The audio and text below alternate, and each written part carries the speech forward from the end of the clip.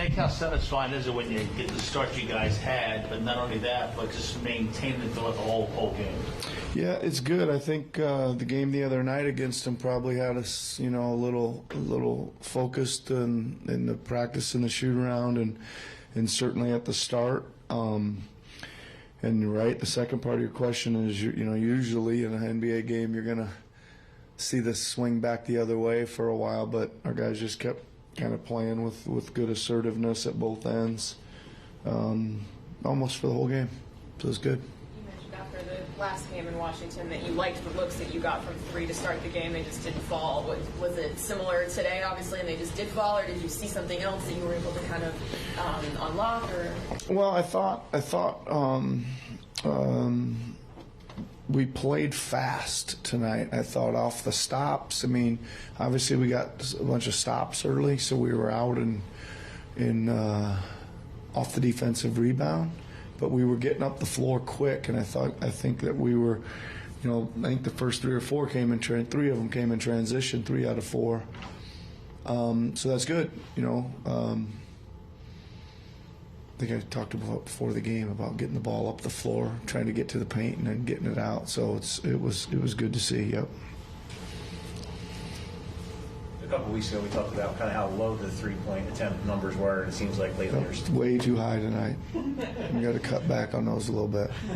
So I guess it certainly seems like there's been a concerted effort to up the volume. Yeah, again, I think that. Most of the times when we've talked about it, like two things. One, yeah, it's low. I think we were down there 29th at one point. We were climbing fast up that ladder. But I think that, again, you got to kind of take what's there. And you got to take, like I said, I would have been more concerned about it if our offensive PPP numbers, they're like in the top 3 usually, right? So that's a good sign. Your overall number's really high, your efficiency's really high, and our rim attack rate and our free throw rate are really high. So I think it just comes and goes with how to see the game, and what the game presents. Tonight it presented more. They were trying to pack the paint, and you gotta do what's available. 3 games back with Kelly, just what are you seeing from him, and as far as the progression in his return, things like that? Yeah, I'm pretty happy. I thought of the 3, this one was probably third maybe, but just again, I think that he really provides some energy up the floor. He's one of our top cutters. You notice that he gets that backdoor cut or double team cut, once or twice a game, and those are big, when they're loading up on the ball and you get a dunk at the basket.